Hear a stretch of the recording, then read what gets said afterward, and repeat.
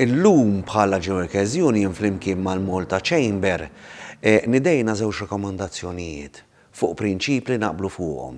Dan huwa l-mudell ta' dialogu soċjali li bħala Workers Union naraw li għandu jitħaddem u jimxi l-qudiem fejn l-ikbar trade union u l-ikbar Employers Association fil-privat ħdibna flimkien biex inresqu rekomandazzjonijiet għad-diskussjoni mal-gvern, mas-soċjetà ċivili u mal-kumplament tal-isħab soċjali.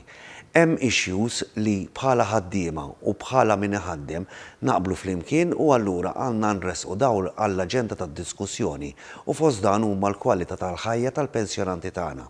Għalhekk illum nidejna żewġ rekomandazzjonijiet wara diskussjonijiet twal li kellna flimkien mal-kunsulent komuni tagħna David Spiteri Ginger li huwa awtorità fuq il-pensjonijiet dwar dawn iż-żewġ rekomandazzjonijiet. L-ewwel rekomandazzjoni li nemmnu li l-Gvern ħajilqa' b'mod immedjat huwa dwar l-active aging, prinċipju li l-Gvern jaqbel miegħu u aħna din naraw li dawk il-pensjonanti li joptjaw li joħorġu bil-pensjoni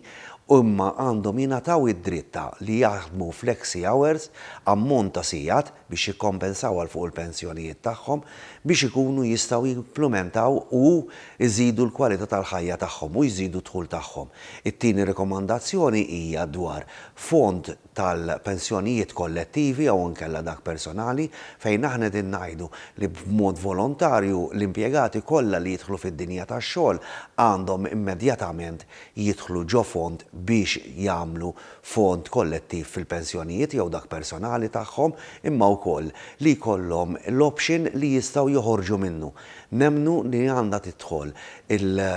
dan il-prinċipju biex kemm jista' jkun inżidu l-konoxxenza fost iż-żgħażagħ tagħna dwar il-bżonn li jinvestu ġo fond komuni tal-pensjonijiet. Ovvjament dawk li jkollhom dħul baxx m'għandhomx ikunu inklużi u dan huma prinċipji li qegħdin naqblu magħhom li allura qegħdin nissuġġerixxu u nirrekomandaw biex joħorġu għad-diskussjoni biex ikunu parti mir-riforma tal-pensjonijiet li qed isseħħ kontinwament.